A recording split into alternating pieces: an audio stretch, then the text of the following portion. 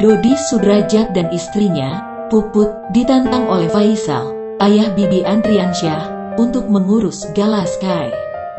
Tantangan itu disampaikan saat ayah dari almarhum Bibi Ardiansyah itu emosi membahas soal hak perwalian dengan Dodi beberapa waktu lalu.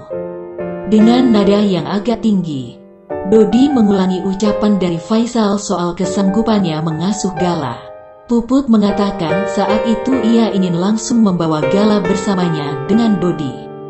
Namun ia merasa bahwa saat itu momennya tidak tepat sehingga berpotensi menimbulkan polemik yang lebih jauh. Polemik antara keluarga Dodi dan Faisal semakin memanas setelah keduanya saling tuding dalam urusan hak asuh dan pembagian harta. Belum 40 hari Vanessa dan Bibi meninggal dunia. Keluarga yang ditinggalkan justru sedang sibuk mengurus harta warisan dan hak asuh.